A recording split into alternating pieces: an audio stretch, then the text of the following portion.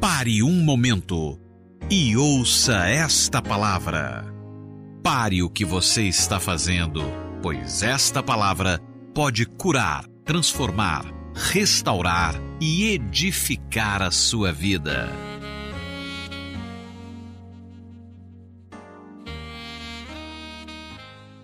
Aleluia. Vamos compartilhar a palavra de Deus. A Bíblia diz que a glória de Deus é encobrir as coisas, mas a glória dos reis é esquadrinhá-la. Deus ama esconder os seus tesouros para que você vasculhe e compreenda eles. Amém? E a palavra de Deus é algo tão maravilhoso, tão rico, tão poderoso, e eu quero compartilhar para você. Eu quero que você hoje entenda na palavra como que o Senhor tem trabalhado entre nós, na nossa vida, no nosso meio, para subjugar uma mentalidade errada na nossa vida. E como que nós podemos vigiar para não sermos envolvidos com uma mentalidade de condenação e reprovação. Irmãos, eu estava falando para minha esposa, vindo aqui para o culto, cada dia eu estou com mais convicção e mais clareza que todo o trabalho da fé passa praticamente em vencer condenação, vencer acusação e descansar, porque isso é fé. Enquanto você não aprender isso, você não vai ver resultado na sua vida, porque é isso que o diabo faz. Qual que é o nome de Satanás no original? Ha-Satã. Credo.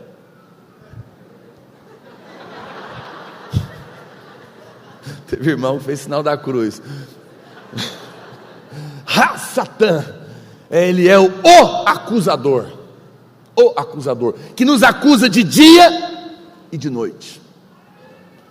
Você de repente, do nada, abate, fica mal, dá uma angústia, uma tristeza, não sabe o que é. Eu te digo, é acusação. É que o diabo, ele é especialista em acusar.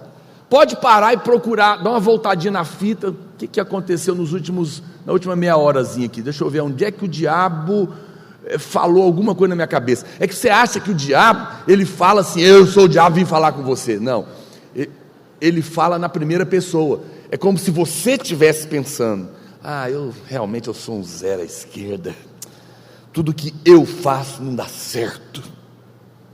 Você acha que esse pensamento é seu, mas é o diabo falando na primeira pessoa na sua cabeça.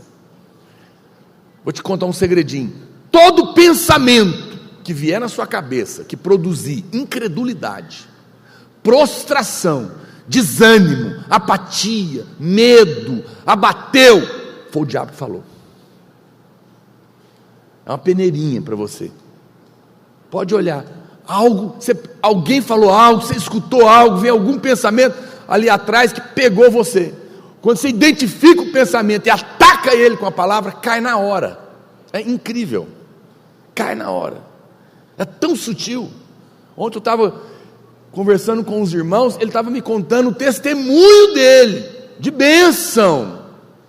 Incrível, o diabo, eu percebi depois, o diabo usou o testemunho de bênção na vida dele para me acusar.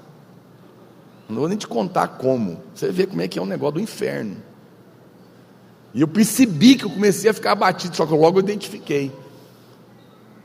E não aceito, rejeitei. Mas é terrível, às vezes você não imagina, mas o Senhor está nos treinando para ser um povo que tem uma mentalidade de amor, de favor, de bênção e de amor. E hoje eu estou aqui para remover esse capacete da sua cabeça, te ensinar a vencer isso, e não ser alguém que está em doutrina com a graça, mas na prática com a lei. Eu sei, não se acuse, é normal, nós estamos aprendendo.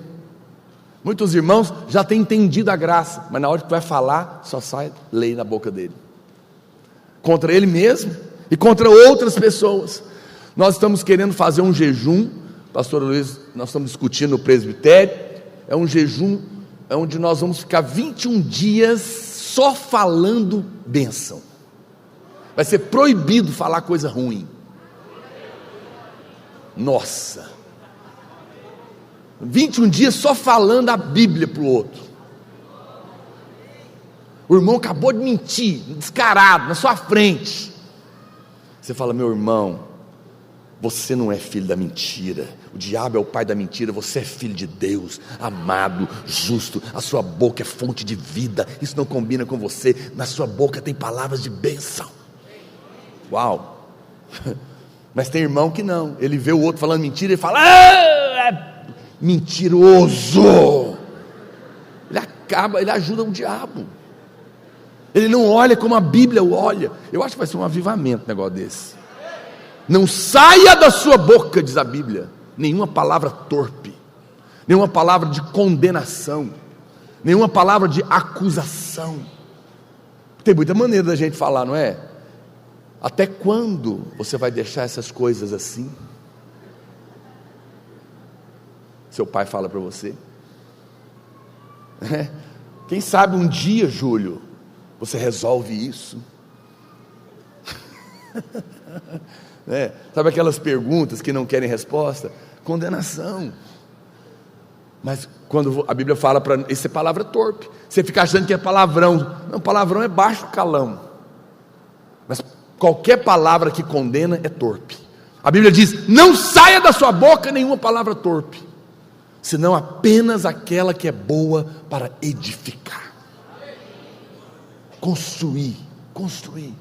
Olha, irmãos, eu entendo hoje, eu olho para trás, meus tios, meus pais, irmãos mais velhos, nós não conhecíamos a Deus, era aquele adolescente preguiçoso, e eles muitas vezes queriam me fazer reagir, queriam bater em mim, ou me chacoalhar, e falar: você não vai dar nada na vida, você é um preguiçoso, você é isso, você é aquilo. Muitos anos eu ouvi isso. Você acha que alguém que cresce ouvindo isso vai ter confiança na vida para fazer algo relevante? Não, não vai. E essa história não é só minha, não, é minha e sua. O diabo usa do fantástico a sua avó para te condenar, do seu pai, sua mãe, seus irmãos, seu marido, professor, amigo de escola, você mesmo muitas vezes já foi usado. Mas acredite em mim, olha para cá, a sua fé determina quem você é, mas a sua fé é determinada por aquilo que você crê, aquilo que você pensa. Quando você muda o software, quando você muda a sua cabeça a respeito da verdade do Evangelho, coisas começam a acontecer na sua vida. Então nós precisamos de ter essa clareza, essa mentalidade. Então muitas vezes os irmãos querem, às vezes a gente dá oportunidade para um pastor pregar, e muitos já me pediram isso: pastor, você podia avaliar minha pregação, me falar os pontos, o que você achou, o que não foi legal, o que você gostou, o que você não gostou. Não falo, de jeito nenhum que eu vou falar. Sabe por que eu não vou falar? Porque a primeira vez que eu falar, aquele ponto não foi bom, foi errado, o que ele vai criar dentro dele? Todas as vezes que ele subir, ele vai ficar olhando para mim: tem um cara ali me vigiando, só para pegar meus erros. E ele perde a liberdade. Não vou. Claro que se for um negócio herético, eu vou corrigir, para o bem dele. Mas às vezes não tem nada a ver, não precisa. Não é assim? Crianças desenham coisas horríveis, mostra para o pai, a gente não fala que é lindo? Aí você fala: pois é hipócrita. Não, é porque para a idade dele, para o momento dele, está muito bom, e eu quero incentivá-lo para que ele cresça. Não é uma questão de hipocrisia. Eu não estou aqui para ficar fazendo avaliações. Cuidado para você não ficar condenando o seu irmão, condenando o seu pai, sua mãe, fazendo avaliações que não vão edificar em nada. Fale o que a Bíblia diz e não o que você está vendo. Paulo fala que ele decidiu não conhecer ninguém segundo a carne, mas pelo Espírito. Uma criança pequena tem uma fase da vida delas, que eu já falei para você, ela não tem discernimento, ela confunde as coisas, e às vezes elas pegam fezes no vaso e acham que é biscoito. É horrível, é nojento. Mas eu digo para você, isso faz delas um porco? Não, é apenas porque é criança. Aí você vai dizer: ô seu porco! Não, não diga isso. Meu filho, você não precisa comer isso, porque você é filho do rei. Você é filho amado e o papai tem comida melhor para você. Isso não é comida para você, amado. Eu estou exortando?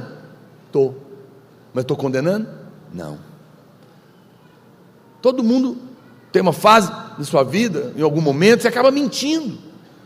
Aí tem pais que condenam, ele vai falar: oh, você é mentiroso, você só vive mentindo, por isso você não vai dar nada na vida. Vai ajudar uma pessoa, vai edificar esse filho? Não. Pastor, então o que eu faço? Como que eu exorto? Você vai falar para ele: você é filho de Deus, o Senhor é o Senhor da verdade, o diabo é o pai da mentira. Você não é filho do diabo, você é filho de Deus. Você é justo, você é lavado pelo sangue, a sua boca é manancial da vida. O que combina com você é a verdade, é isso que você é. Eu condenei o que ele falou, mas eu abençoei a vida dele. Eu corrigi o erro, mas eu edifiquei ele, falando o que a Bíblia diz a respeito dele. Quem está me entendendo? Quando você começar a entender isso, você vai ver os efeitos dessa verdade. E eu quero hoje entender de uma maneira tipológica a história de Davi e Golias, para te mostrar, para representar o que essa vitória tem a ver com essa verdade. Nós sabemos que a Bíblia é tão tremenda e ela nos revela coisas tão poderosas. Então, para entender essa história, que talvez é uma das histórias mais contadas e lidas, porque as crianças adoram e é realmente muito legal, a primeira coisa é entender quem era Golias. Abra a Bíblia para mim, em 1 Samuel, capítulo 17, verso 1. 1 Samuel 17, 1. Ajuntaram os filisteus as suas tropas para a guerra. Eu quero que você leia a Bíblia imaginando a cena, ok?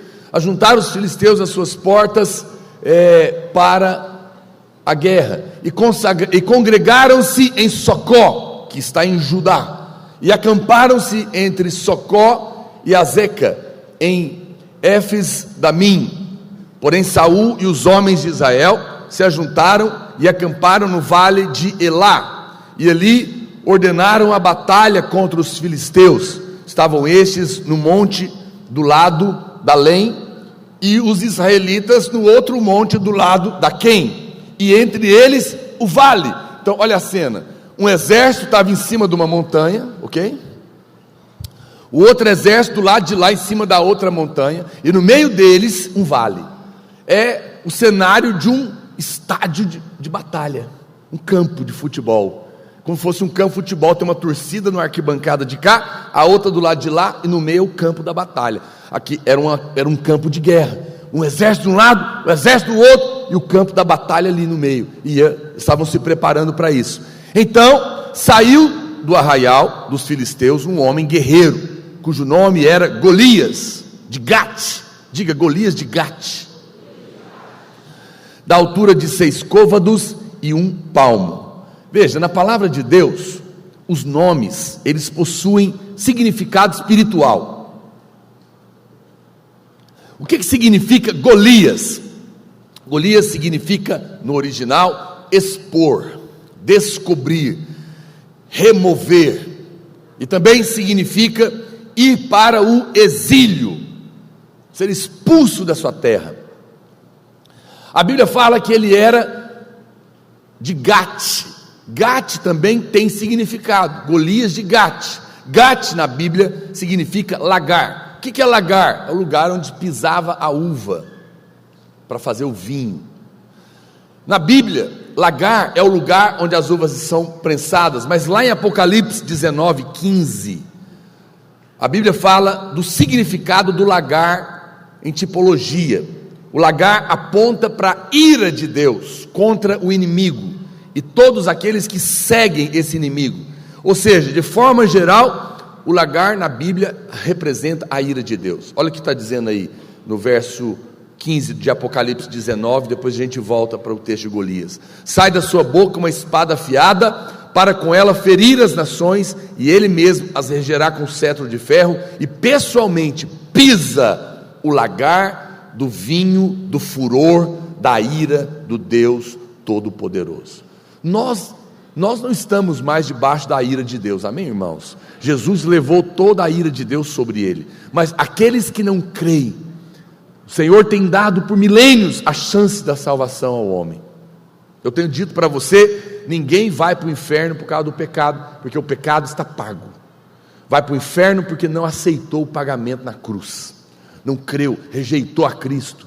Mas vai chegar, mas ainda é o tempo da graça, ainda é tempo de se arrepender, de nascer de novo, de ser salvo. Mas no final, a Bíblia fala que o Senhor, esse tempo vai se esgotar, e Ele vem e executará juízo da sua ira contra aqueles que o rejeitaram.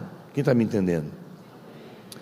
Veja, quando você coloca tudo junto, então, Golias de Gate, o que significa? Golias de Gate, que é a cidade dele, significa aquele que foi exposto e exilado por causa da ira de Deus.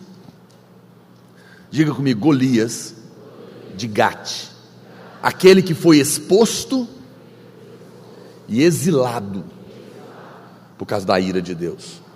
Ele foi exposto e expulso de sua terra por causa da ira de Deus. Esse é o quadro fantástico que a Bíblia dá em duas palavrinhas para contar o que aconteceu com Satanás. O coração dele foi exposto porque ele quis ser igual a Deus, e ele foi expulso do céu por causa da ira de Deus.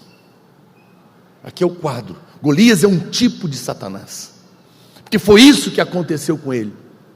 A Bíblia é fantástica, não é, irmãos? É um livro maravilhoso. Que livro que você vai achar isso? Olha a riqueza da palavra de Deus. É maravilhoso como que a palavra de Deus conta essa história da queda usando apenas duas palavras. Mas o sentido dessas duas palavras não só mostra o diabo, como mostra também a obra dele.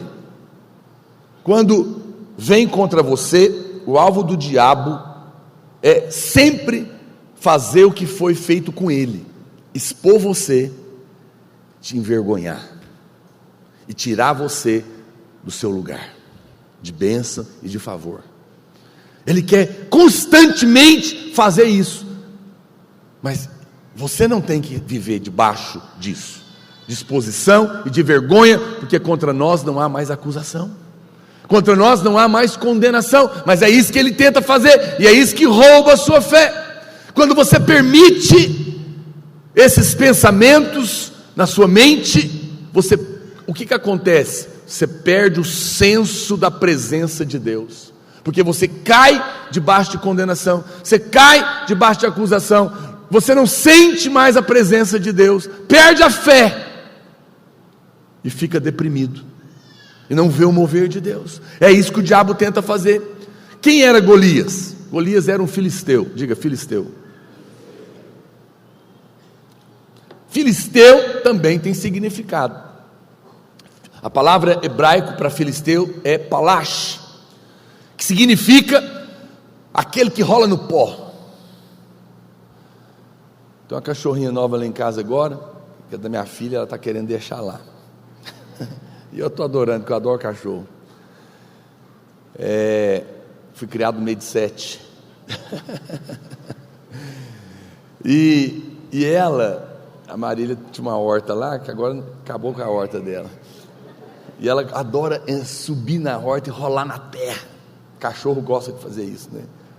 Cavar, rolar na terra, aquela bagunça toda. Alguns animais fazem isso, mas eu estou ensinando ela para a mamãe não ficar brava. Então, a Bíblia fala que filisteu é aquele que rola no pó. Ou seja, depois da queda do homem, a Bíblia fala que Deus amaldiçoou a serpente. Qual foi a condenação que Deus impôs a ela? Quem se lembra? Pó comerás. Ou seja, depois da queda do homem, a comida do diabo virou pó. O pó, a terra. Terra é a comida do diabo. Pastor, mas cobra não come terra, só minhoca que come. É verdade. Por isso que é um significado espiritual. O homem foi feito da onde, gente? Do pó da terra. Então, quando a Bíblia falou que a comida do diabo seria o pó da terra, ele estava dizendo: você vai comer da carne do homem, do pecado. O pecado é alimento para a serpente. Quanto mais você peca e vive na carne, mais o diabo fortalece na sua vida. Você sabe como você destrói a ação do diabo na sua vida? Matando ele de fome, não dando espaço na sua vida, porque você vive na dependência do Espírito. Isso mostra que os filisteus simbolizam o espírito maligno agindo. Esse espírito, ele se alimenta desse pó, mas ele também procura fazer com que você se sinta sujo, debaixo de condenação. Por que o diabo quer se alimentar da sua carne? Ele quer te levar para o pecado. Para quê? Para te condenar, para te acusar. Não é assim? Primeiro ele te tenta, depois ele te derruba, e depois ele fala: está vendo como você não presta? E você fala: eu sou miserável mesmo. E aí você perde a fé, perde o senso da presença, e não vê o mover de Deus na sua vida. Quem está me entendendo, diga amém. Eu estou desmascarando para você como que o diabo trabalha. Mas vamos continuar a ler o texto. Volta lá, sobre o texto de Golias. Volta lá para 1 Samuel capítulo 17. Vamos ler o verso 5. Aí vai descrever agora a roupa de Golias. Trazia na cabeça um capacete de bronze.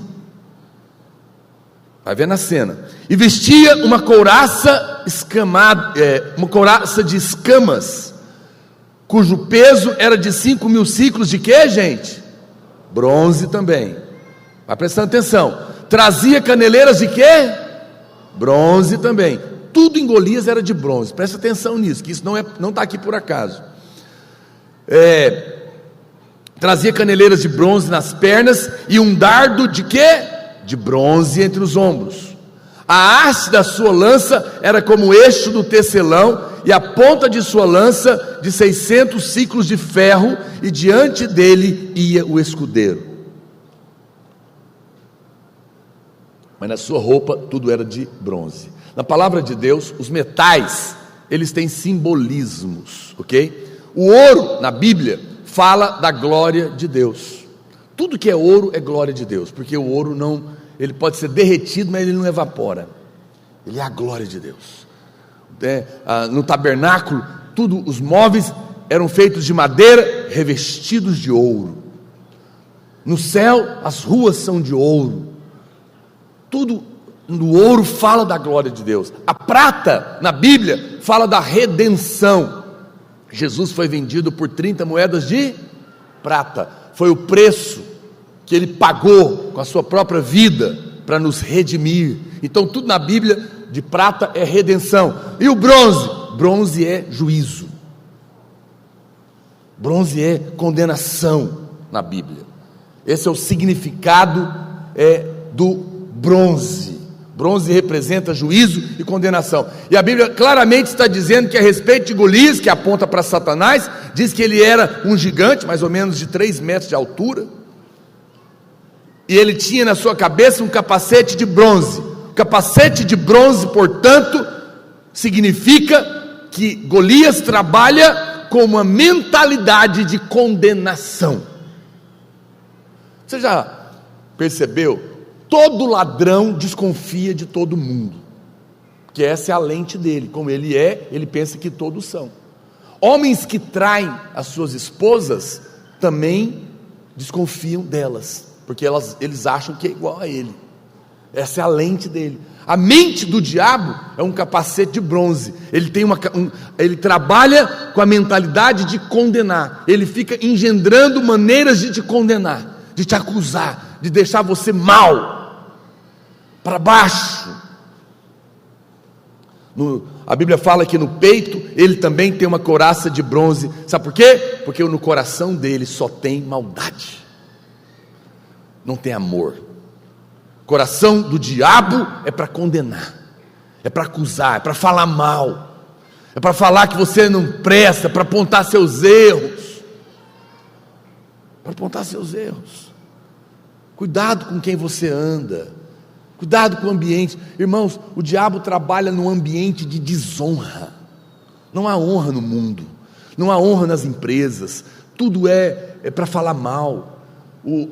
Ele constrói um ambiente no Brasil para falar mal. Eu não estou defendendo bandido, não estou defendendo político que rouba, presta atenção, mas também eu não sou do time que está aqui só para falar mal, porque esse é a couraça, é o peito de bronze. Não, eu participo de outro. A nossa couraça, ela é de ouro. Na vida da igreja, nós temos que tirar essa mentalidade fora. Quantos podem dizer amém? Veja, como eu falei, você pode falar do erro sem condenar. Você pode exortar um irmão. Então vamos imaginar um irmão que caiu no pecado e foi para o prostíbulo, dormiu com a prostituta. Quem tem o capacete de bronze, ele vai chamar esse irmão e vai falar o que para ele? Você é um safado, sem vergonha, promíscuo, mundano, nem sei se você é crente. Não é isso que vão falar? Não é isso que falam em muitos lugares? O que eu vou falar então, pastor? Você não tem capacete de bronze. Você vai chamar esse irmão e vai falar: meu irmão, você foi para o prostíbulo. Deixa eu te falar, querido, isso não combina com você. Você é templo do Espírito Santo. Você nasceu de novo e foi feito casa de Deus. O Espírito de Deus habita em você. Não combina com você misturar espíritos de demônios com o Espírito de Deus. Você não precisa disso. A graça de Deus te liberta das suas tentações. Não vá por esse caminho. Esse caminho não é caminho dos filhos de Deus. Você não é filho do diabo. Você não é filho das trevas. Você não tem que ficar debaixo do pecado, porque Jesus já te libertou. Meu amado, levanta a sua cabeça, crê no sangue do Cordeiro, sai desse caminho. Eu estou exortando, sim ou não? Estou falando contra o erro? Estou, mas estou condenando o irmão? Não. É como eu falei: o irmão mentiu. Você pode dizer: você é mentiroso, você é isso, você é aquilo. Ou você pode dizer: meu irmão, você mentiu, mas a mentira não combina com você, porque o diabo é o pai da mentira, mas você não é filho do diabo, você é filho de Deus, e Jesus é a verdade. A verdade, a sua boca é manancial de vida, por isso não combina com você mentir. Olha, o que constrange mais? As pessoas acham que é falar mal que vai mudar. Engano seu. A Bíblia fala que é a bondade de Deus que nos conduz ao arrependimento. É a bondade de Deus no nosso coração. É mostrar que essa é a verdade. Presta atenção. Quem ouviu, como eu falei, a vida inteira, pai, a mãe, os tios, professor, falar que você não ia dar nada na vida, falar que você é preguiçoso, falar que você é incompetente, falar que você não vai conseguir casar, porque você é chata, linguaruda, que você é um menino que não vira nada na vida, preguiçoso, e você cresceu ouvindo, porque muitos pais, por falta de sabedoria, tentam enfiar esse ferrão da condenação nos filhos, para ver se eles reagem. Não é assim que muitos irmãos, eu lembro os meus primos, eles eram espertões, então às vezes a gente ia ajudar lá na casa deles, tinha que carregar coisa pesada, e os mais velhos, eles usavam de estratégia com os mais novos, para fazer os mais novos trabalhar. Então o pesado, ele falava: duvido que você dá conta de pegar esse negócio, você não pega porque você é fraco. Aí o outro bestão, querendo mostrar que era: então você vai ver. Aí ele fala: vamos ver, vai. E assim ele fazia o outro trabalhar. Mas isso não é a maneira que Deus trabalha. Quem ouviu a vida inteira falando que é um derrotado, por que é que muitos dos irmãos estão me ouvindo aqui agora? Você tem medo de empreender, você tem medo de abrir um negócio, você tem medo de casar, você tem medo de fazer alguma coisa. Por quê? Porque você ouviu uma acusação a vida inteira que você não é ninguém. Mas o Senhor está tirando esse capacete da sua cabeça. O Senhor está renovando a sua mente, a sua fé, e Ele está dizendo: você tem a mente de Cristo. Você precisa de sabedoria? Você tem a sabedoria do alto. Você precisa de habilidade? Eu te dou a minha unção. Você precisa de portas abertas? Eu abro as portas para você. Tira. Nós precisamos tirar esse capacete da nossa cabeça e não estarmos entre aqueles que fazem a mesma coisa.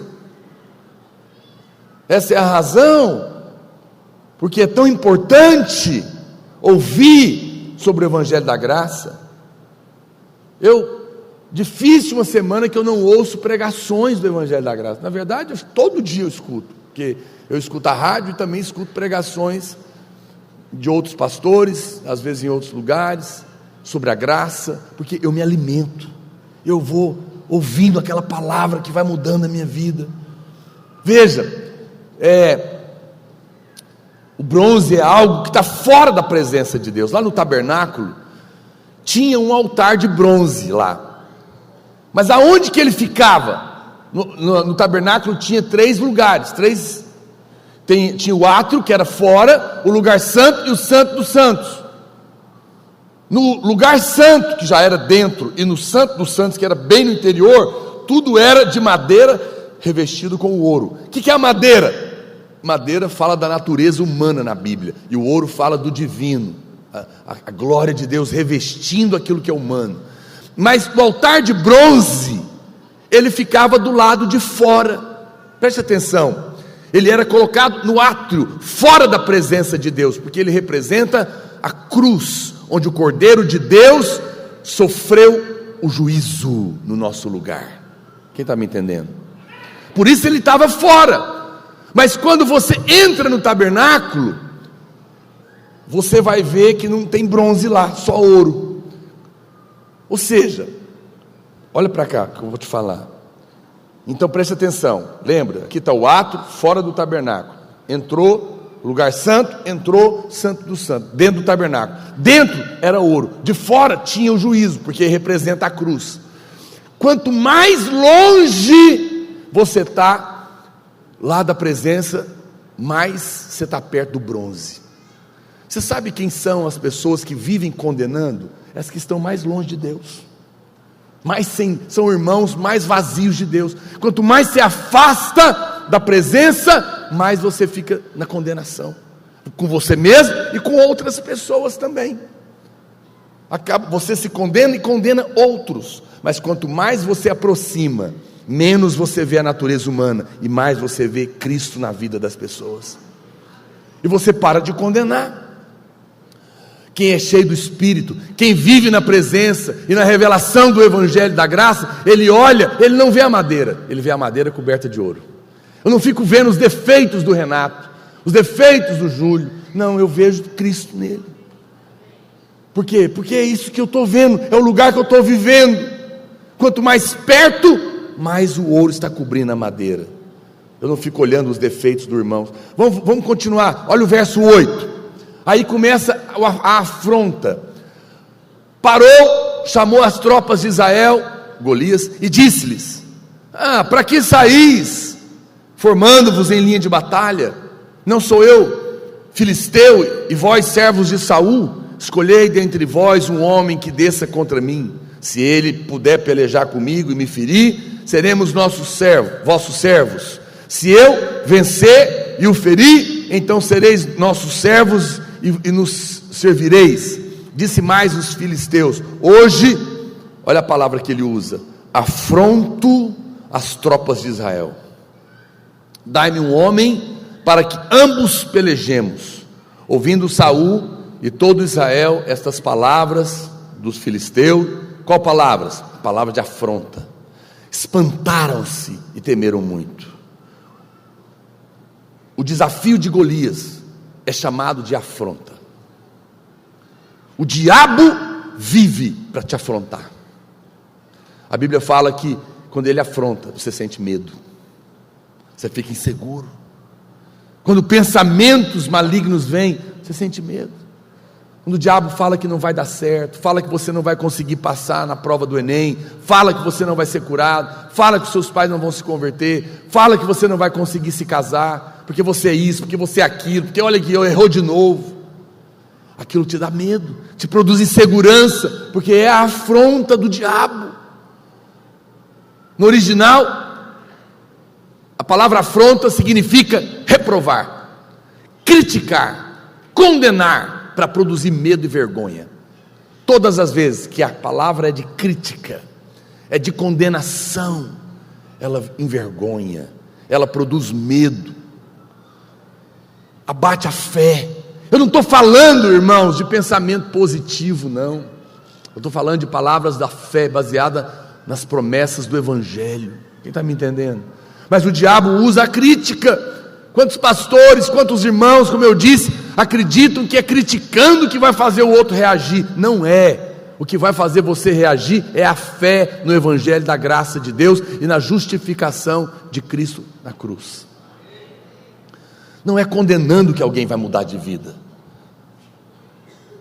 Olha, teve um irmão recentemente aqui na nossa igreja. Ele é uma pessoa já mais velha. Quando ele era jovenzinho, na igreja dele tinha os profetas, e o profeta falou, é Deus, e ele cometeu um pecado, acho que lá pela 4ª vez, e quando ele chegou na igreja, o profeta começou a orar em línguas, e falou para ele: eis que te digo, Deus desistiu de você, para você não tem mais jeito. Sério, é que você está aqui nesse ambiente, mas o ambiente que ele vivia e ele ouviu, você não sabe o que significa. Irmãos, ele chegou, isso tem 50 anos que aconteceu, 50, uma vida inteira. Esse irmão viveu uma vida inteira achando que para ele não tinha mais jeito. Ele até mandava as pessoas ir para a igreja, acredita? Ele via pessoas sofrendo, e ele falava: vai lá buscar Deus, vai para a igreja. Ele dizia: eu não posso ir, porque para mim, Deus falou que desistiu de mim, não tem mais saída. E ele nos ouviu, pregando no rádio, e ele veio aqui falar com o pastor Aloísio, e o pastor contou para ele da graça de Deus, e ele em prantos, ele falou: pastor, me fala, é verdade o que você está me falando? Deus não desistiu de mim? Isso que você está me contando é assim? E o pastor falou: é assim, irmão. Aquele homem foi tocado naquele momento, começou a chorar. Pasme, um fardo de 50 anos foi tirado das costas dele naquele dia. 50 anos, e foi completamente livre. Por quê? Por 50 anos o diabo afrontou e prendeu a vida dele. O ponto principal dessa história é que a vitória contra Satanás é vencer a afronta, é vencer a reprovação, porque é isso que o diabo veio fazer, te afrontar. Olha como às vezes mulheres brigam lá com o marido, e ela vira e fala: tem homem aqui nessa casa, não? Irmãs, pelo amor de Deus, não faça isso, dá até morte. Você está rindo, mas é verdade, tem homem que mata se ouvir isso. Ah, pastor, mas não é assim que o seu marido vai reagir, querida. Não acuse, fale do seu sentimento, não fale do outro. Fala: amor, eu me sinto triste quando você, porque não foi feito isso. Eu me sinto mal quando você deixa as coisas dessa maneira, mas não condene o outro. Apenas conta para ele o que você está sentindo, o que você gostaria que fosse feito, mas não condene, porque isso é afronta, isso só vai piorar as coisas, isso não é sábio. Quem está me entendendo, diga amém. Mas pessoas arrogantes não conseguem, estão cheias de justiça própria. Golias, ele tinha muitas armas, mas a sua arma principal eram as suas palavras. Eu tenho um conhecido, parente, ele é mais velho que eu lembro na nossa juventude, ele ganhava muita briga na gogó. Já viu gente que ganha, quando é jovem, né? Hoje em dia não briga mais, porque brigar mata, né? Dá tiro no outro. Naquela época brigava de murro mesmo, da sua época, né, Renato? E eu lembro, então ele falava: eu vou te matar, eu vou arrancar suas tripas,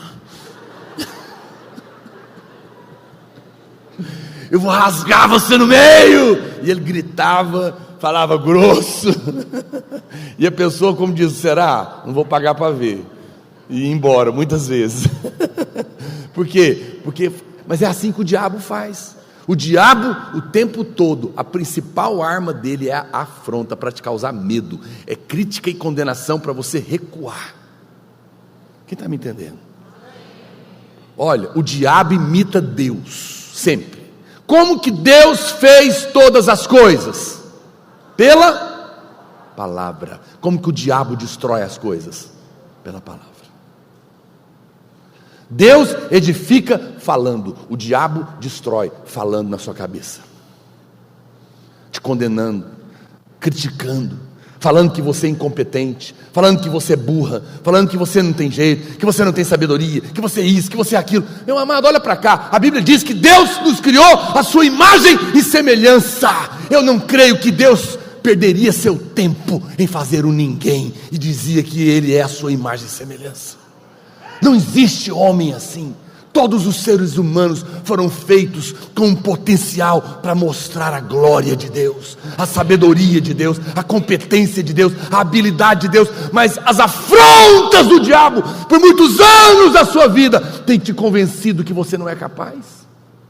Mas essa verdade está sendo destruída pela verdade, essa mentira está sendo destruída pela verdade do Evangelho da graça de Deus. Está liberando fé no seu coração, e Deus te levantará para viver dias poderosos e grandiosos na presença dEle, porque você vai mudar a sua mente, o capacete da acusação será removido, e a palavra da fé será liberada, e você se levantará em fé para fazer e cumprir o propósito de Deus na sua vida. Eu creio nisso, eu creio nessa verdade. A real ameaça de Golias não estava na sua altura, não estava nas suas armas, mas nas suas palavras de condenação e reprovação. A palavra de afronta e reprovação sempre é para produzir vergonha. Eu sempre ensinei casais a criar filhos, e uma coisa que eu sempre disse: quando o seu filho errar, não repreenda ele ou discipline ele na frente dos outros, faça em particular, corrija o erro, mas guarde a dignidade. Isso é grandeza. Quem está me entendendo? O diabo não, ele quer expor o menino, a vergonha, para criar isso. Aí, no meio, estou chegando no final da história, olha o verso 17. De repente agora vai aparecer Davi na história. Não é um filme interessante? Você fica achando que esses que passa aí que é bom, mas Hollywood nem chega no pé, irmão. É um negócio assim, olha para cá, olha o que diz, vamos acompanhar, verso 17. Disse Jessé a Davi seu filho: vai lá, meu filho, leva, peço-te para teus irmãos um efa deste trigo tostado e estes 10 pães, e corre a levá-los ao acampamento a teus irmãos. Porém, esses 10 queijos, leva-os ao comandante de 1000, e visitarás teus irmãos e vê se vão bem, e trarás uma prova de como passam. Saul e eles e todos os homens de Israel estão no vale de Elá, pelejando com os filisteus. Davi, pois, no dia seguinte, se levantou de madrugada, deixou as ovelhas com um guarda. Veja, ele não largou lá de qualquer maneira. Carregou-se e partiu, como Jessé lhe ordenara, e chegou ao acampamento quando já as tropas saíam para formar-se em ordem de batalha, e a gritos chamavam a peleja. Os israelitas e filisteus se puseram em ordem, fileira contra fileira. Davi, deixando o que trouxera aos cuidados do guarda da bagagem, correu à batalha, e chegando perguntou a seus irmãos se estavam bem. Estando Davi ainda a falar com eles, eis que vinha subindo do exército dos filisteus o duelista, cujo nome era Golias, o filisteu de Gate, e falou as mesmas coisas que antes falara, e Davi o ouviu. Uau! Davi entra em cena. Jessé, o pai de Davi, enviou ele para mandar comida para os irmãos, para ver como que eles estavam no campo de batalha. Davi, aqui nessa altura, devia ter uns 17 anos. Ele era um jovem radical livre, aleluia. E é uma coisa tão poderosa, né? Davi obedeceu uma ordem tão simples, era só levar comida para os irmãos na guerra, e a glória de Deus veio sobre ele. Muitos jovens não gostam de obedecer aos pais, né? Em coisas simples que o pai pede. Vai lá na padaria comprar um pão. Ah não, agora não, eu estou aqui no videogame, agora que eu vou mudar de fase. Não quer ir, tem preguiça, e às vezes mal sabe que numa simples ordem, às vezes o pastor, o líder pede você para fazer algo simples, mas você não quer fazer.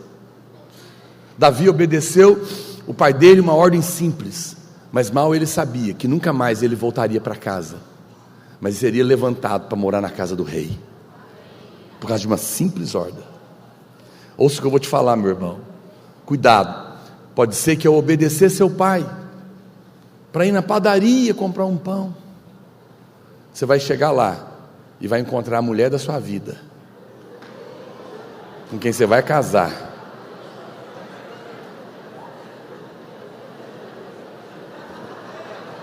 fazer história.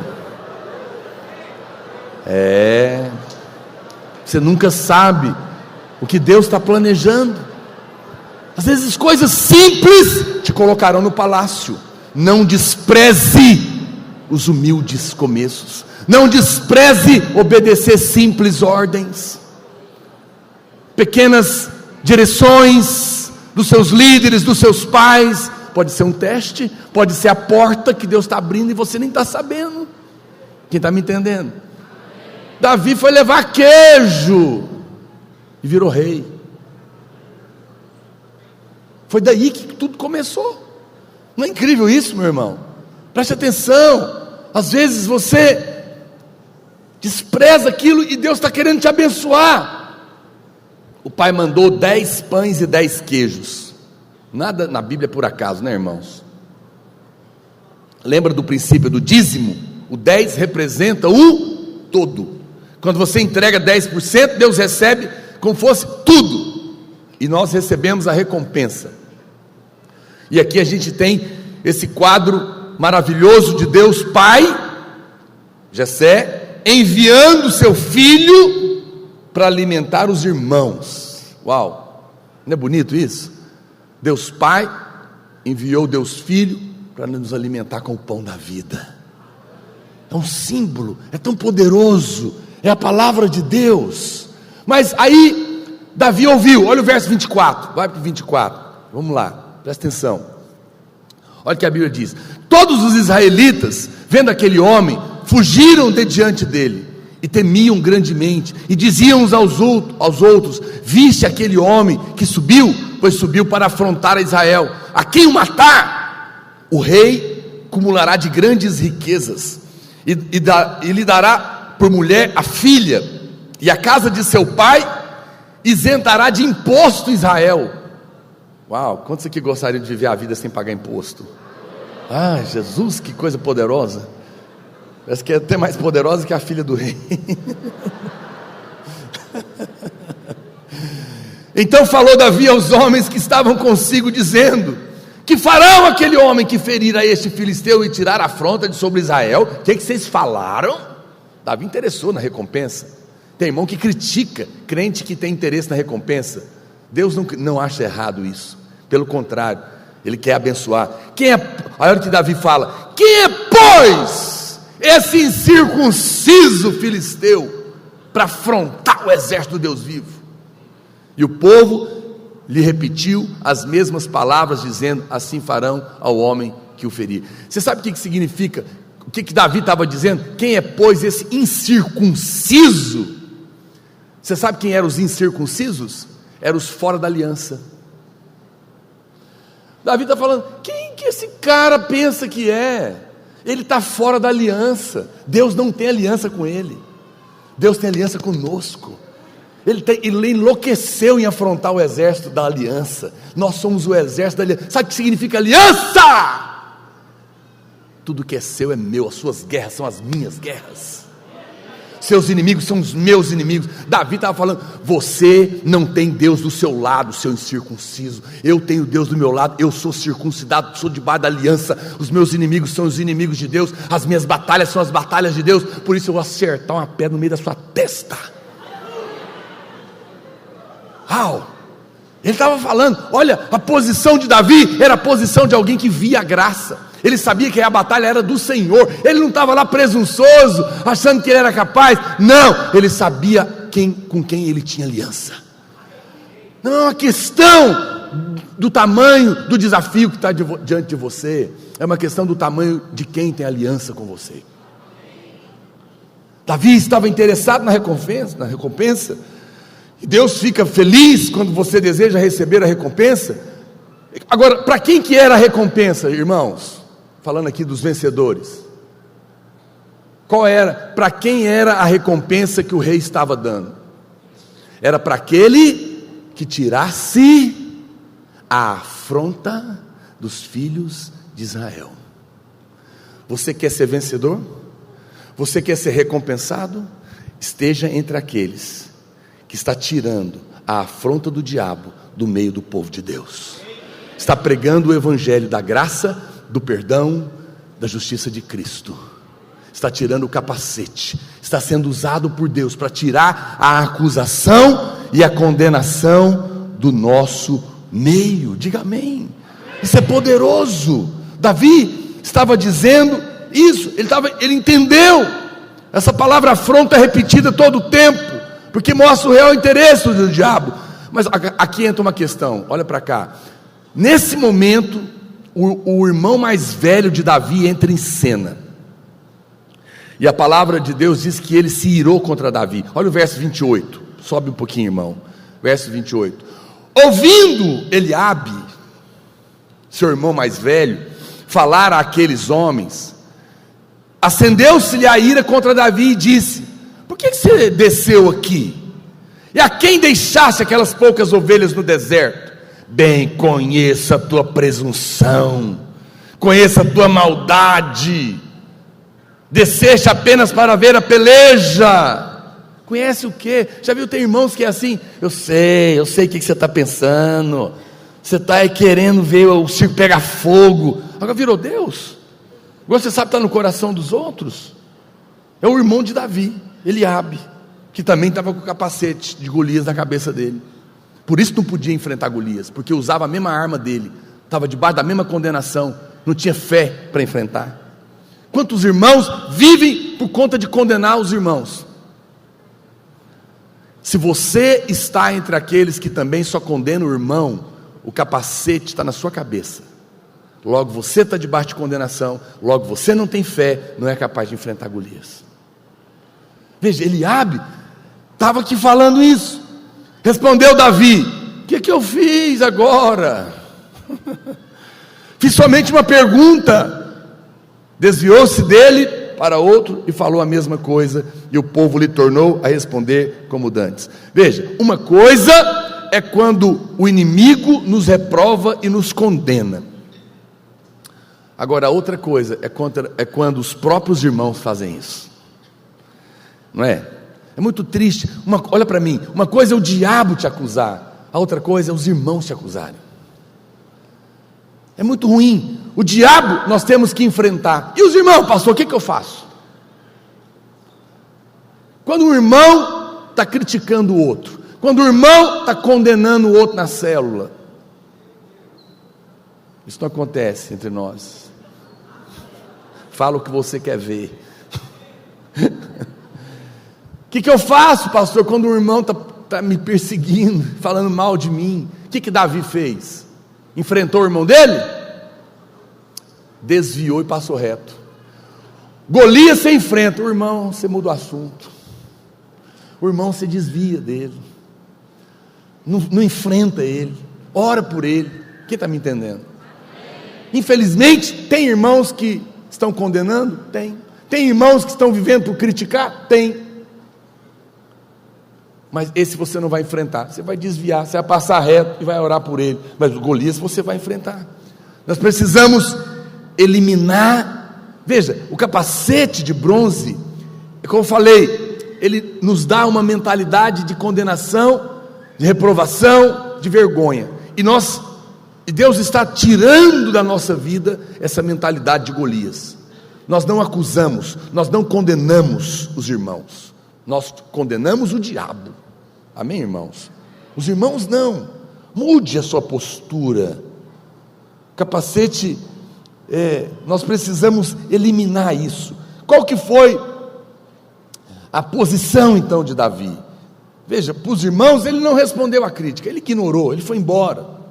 Agora, o que as pessoas chamavam de orgulho e pretensão de Davi, era na verdade fé.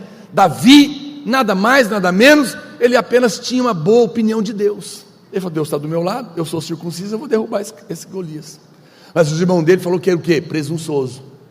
Aí o irmão, talvez um irmão na sua rede, na reunião do discipulado, um líder, seu colega, fala: pastor, minha célula está com um desafio, nós queríamos propor para o senhor.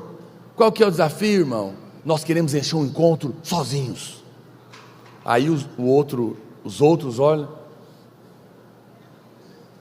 irmão, por favor, você se enxerga, a sua célula encher encontro, por favor. É irmão Davi com o capacete de bronze, não é?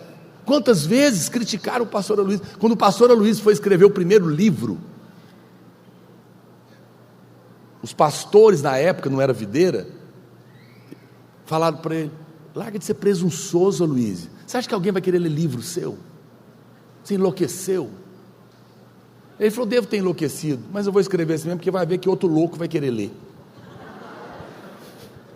Naquela época ele ainda estava respondendo. Mas sempre vai ter alguém para criticar o seu ato de fé e chamar você de arrogante, porque é o capacete de Golias. Mas você não vai fazer isso, amém, irmãos? Você não vai entrar por esse caminho. Agora, qual que é a verdadeira humildade? A verdadeira humildade está baseada na fé. Mas o homem de Deus, cheio de fé, sempre é acusado de arrogância. Mas a Bíblia fala que depois disso, Davi se apresenta para Saul para lutar contra o filisteu. Provavelmente Saul deve ter rido dele também, porque ele era novinho. Mas Davi falou para ele: rei, presta atenção, eu já matei um urso e matei um leão, eu vou matar ele também. O urso é maior que ele. Ele usou o argumento e o rei concordou.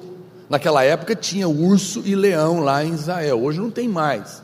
Tem onça aqui em Goiânia. Goiânia tem onça, mas não tem leão lá em Israel, não. E Davi tinha matado um urso e um leão. E ele então, o rei aceita que ele vá enfrentar. Preste atenção. Aí, o verso 38, coloca lá para frente para mim. Tá? Finalzinho já. Saul vestiu a Davi da sua armadura. Ele pôs sobre a cabeça um capacete de quê? Ixi, olha o que está acontecendo aqui. Saul tacou um capacete de bronze na cabeça do Davi e o vestiu de uma couraça.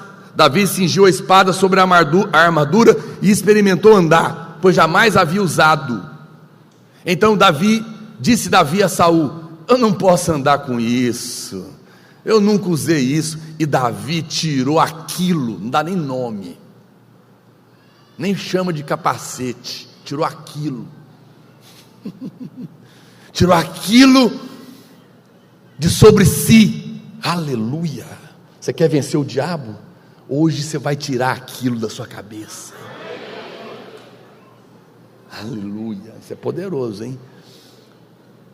Tirou aquilo de sobre si, tomou o seu cajado na mão, que é a arma de pastor, e escolheu para si 5 pedras lisas no ribeiro, e a pôs no alforje de pastor, que trazia saber no surrão, e lançando mão da sua funda, foi chegando ao filisteu. Veja, Saul está tentando vestir Davi com a armadura. É a primeira coisa que se menciona, é que Saul colocou o capacete de bronze na cabeça dele. E como eu já mencionei, o capacete de bronze é a mentalidade de condenação, de reprovação, de vergonha. E aqui a gente entende por que ninguém naquele exército tinha fé para enfrentar o gigante. Por quê? Porque todos estavam vestidos com a mesma armadura do Golias. Era um exército debaixo de condenação, uma igreja debaixo de culpa, uma igreja debaixo de condenação, uma igreja debaixo de vergonha. É uma igreja incapaz de vencer o reino das trevas. Aquele exército, todo mundo vestia capacete de bronze, a mesma que Golias. Era um exército que estava com medo, porque estava debaixo de condenação. Um povo com medo é um povo debaixo de condenação, não pode enfrentar o Golias. Mas quando Deus arranca o capacete, você é capaz de derrotar o inimigo.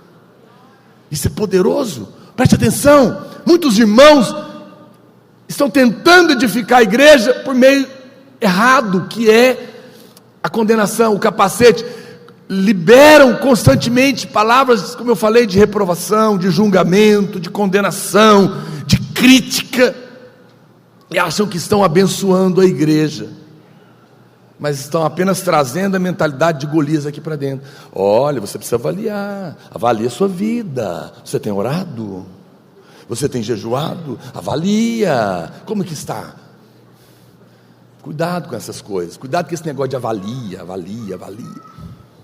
Isso é condenação, isso não vai edificar, isso não vai levantar fé, isso vai abater o seu espírito. Fala da parte de Deus. Davi não aceitou a armadura de Saul, ele se vestiu como um pastor, ele pegou as armas do pastor e foi com o alforje do pastor, diz a Bíblia. Como que vence Golias? É com capacete de bronze, irmãos? Não, você vence Golias com a arma de pastor. Qual que é a arma do pastor? A palavra do evangelho, da graça. É a palavra da justificação pela fé que vence o diabo. Não só de pão viverá o homem, disse Jesus a Satanás, mas de toda palavra que procede da boca de Deus. E qual a palavra que Jesus estava falando? Aquele que tinha acabado de ouvir de Deus. Este é o meu filho amado, em quem eu tenho todo o meu prazer. Puf! Ah, mas você, olha o que você fez. Cala a boca, eu sou filho amado, justificado em Cristo, lavado pelo sangue. Sai! É assim que você vence o diabo, com a arma do pastor. Nosso trabalho como pastor, como líderes, é confrontar as obras de Golias na vida dos irmãos, é confrontar a mentalidade de condenação entre nós, amém, irmãos? Você deve exortar em amor. Quando você vê a partir de agora um irmão condenando o outro, fala: não, irmão, não condena não, exorta em amor, mostra o erro, mas edifica, e você vai ver a reação. Faz um teste, a equipe de louvor pode subir, faz um teste, encontra um mendigo na rua, esse pessoal que fica lá jogado, chega nele, fala assim: olha para mim, qual que é o nome do senhor? Sou João. João de quê? João fulano de tal. Ô, senhor João, tudo bem? Quantos anos o senhor tem? Conversa com dignidade, pede para ele levantar, fala com ele, interessa, você vai ver a reação dele. Quando você tira o capacete da condenação, as pessoas se levantam. Nós como igreja precisamos fazer isso, amém, irmãos? Nós somos chamados para isso. Veja, e aí a Bíblia fala que não é por acaso que Davi atingiu a testa de Golias, porque a testa é o centro dessa mentalidade de acusação. A Bíblia não fala se o capacete do Golias cobria a testa dele, mas provavelmente cobria. Então Davi teve que usar muita força na pedra, para a pedra bater no capacete, afundar, pegar na cabeça, porque não foi a pedrada que de fato matou. Depois Davi arranca a espada dele e mata ele com a própria espada dele, mas a pedrada derrubou ele. Então ele deve ter usado muita força. Olha para mim, quando nós vamos enfrentar o espírito da condenação e da acusação, nós temos que ser cirúrgicos e fortes. Eu sei que às vezes alguns irmãos se assustam com a nossa posição firme contra a justiça própria, mas se nós queremos derrubar esse espírito de condenação entre nós, nós precisamos de ser firmes. Um dia um dos meus filhos lá em casa ficou nervoso e falou: ah, agora tudo é justiça própria. Exatamente. Eu falei: exatamente, você entendeu? E eu estou querendo tirar o capacete aqui de casa, do nosso meio, no meio da igreja. Quanto mais você compreender o evangelho da graça, mais você vai ficar sensível para perceber a mentalidade de condenação. Essa é uma mentalidade que traz morte. É preciso se posicionar. Golias, com todo aquele seu gigantismo, se levanta para nos sentirmos excluídos e reprovados, desarraigados da presença de Deus. Mas o Senhor vai fazer com que Ele se curve diante de nós. A Bíblia fala que no verso 52, põe lá no verso 52, a Bíblia fala: então os homens de Israel e Judá se levantaram e jubilaram, e perseguiram os filisteus, depois de Davi derrubar e matar o gigante, até Gate, até as portas de Ecrom, e saíram e caíram filisteus feridos pelo caminho de Saaraim até Gate e até Ecrom. Então voltaram os filhos de Israel de perseguirem os filisteus, e lhes despojaram os acampamentos. Tomou Davi a cabeça do filisteu e a trouxe a Jerusalém, porém as armas dele pôs-las Davi na sua tenda. Na palavra de Deus nada é por acaso. A Bíblia fala que eles foram até as portas de Ecrom, uma referência que está lá em Mateus 16. A Bíblia fala que das portas do inferno, que não vão prevalecer contra a igreja. E o texto fala de duas portas, Ecrom e Gate. Ecrom é arrancado pelas raízes. Essa é uma porta que tem muitas vezes prevalecido contra a igreja, porque quando o diabo te acusa, ele quer dizer que você não está mais em Cristo. Ele quer tirar você das suas raízes, de que você está ligado no Senhor. A condenação faz isso. É isso que ele está tentando. E Gate significa lagar. Ele quer convencer você que Deus está irado com você. Por isso que nós temos que perseguir esse espírito até essas duas portas, para destruir o espírito que condena e quer nos convencer que nós estamos arrancados de Cristo por causa do pecado, que quer dizer que Deus está irado conosco por causa dos nossos erros. Não está. O Senhor está feliz conosco, porque nós estamos em Cristo, e Cristo cumpriu as condições, estamos nele, não vamos ser, nada poderá nos separar do seu amor, nada. Deus não está irado conosco, porque toda a sua ira já foi derramada sobre Cristo. Quero que você se coloque de pé. A Bíblia diz que Davi levou a cabeça de Golias e colocou lá em Gate. Olha para mim, vou encerrar junto com você. Vou resumir aqui a história. É o mesmo lugar chamado hoje Gólgota. Sabe o que significa? Sabe o que é o Gólgota? É o Monte da Caveira. Por quê? Porque foi lá que a cabeça de Golias foi colocada. E foi lá que Jesus morreu. Você sabia? Jesus foi morto no mesmo lugar que Davi colocou a cabeça de Golias. Você sabia? Olha para cá, não perca o finalzinho, que ele é chave. Você sabia que Davi matou Golias com a sua própria espada? Ele arrancou a espada do Golias e cortou a cabeça dele. Ele usou a mesma arma para acabar de matar ele, e pendurou a cabeça dele no mesmo lugar que depois Jesus morreria. A Bíblia fala em Hebreus capítulo 2, verso 14, parte B, que Jesus, pela sua morte, destruiu aquele que tinha o poder da morte, e libertou a todos que pelo pavor da morte estavam escravizados por toda a vida. Ele usou a própria morte, que o diabo usa para atormentar e escravizar, e com a morte dele, ele matou a morte. No lugar da caveira, ele venceu a caveira, para que eu e você não vivêssemos mais com medo. A morte não tem mais domínio sobre nós. O diabo não pode mais contra nós. E hoje eu quero te convidar para remover o capacete da sua cabeça. Por um minuto, feche os seus olhos. Eu quero orar por você, eu quero que você ore comigo. Eu quero que você rejeite todo pensamento de condenação.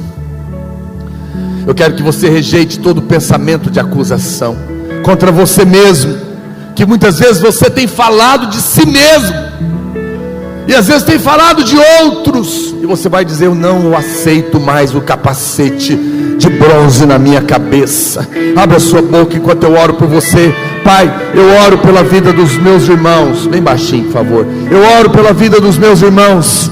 Eu ordeno que todo espírito de condenação, todo espírito de acusação, todo espírito de medo, todo espírito de vergonha, toda falácia de incapacidade que vem para condenar, que vem para expor o pecado, que vem para trazer incredulidade, nós fazemos calar agora na autoridade, no poder do nome de Jesus. Nós removemos toda acusação de entre nós, porque somos perdoados, somos lavados pelo sangue do Cordeiro, estamos vestidos com a justiça de Cristo. Para nós não há mais acusação, para nós não há mais condenação. Cristo se tornou da parte de Deus justificação, redenção, perdão, salvação, e nada poderá nos separar do seu amor, nem a morte, nem a vida, nem anjos, nem principados, nem potestades, nem poderes, nem altura, nem criatura, nem o pecado, nada, porque estamos colocados nele. Somos filhos amados, somos filhos justificados, somos filhos abençoados, e cremos na verdade do Evangelho a nosso respeito. Por isso ordenamos que todo pensamento que produz medo, incredulidade, é desfeito nessa hora, e nos levantamos com as armas do Evangelho da graça de Deus, e derrotamos o inimigo, e tiramos a afronta do diabo do nosso meio, da nossa casa e da nossa vida, em nome de Jesus. Amém. Seja muito mais edificado com as milhares de palavras que temos disponíveis para você. Entre em contato conosco e peça a sua. Entregamos também em sua casa ou trabalho. 3941-8852 e 9621-4531, ou no nosso e-mail ministériodapalavravideira@gmail.com.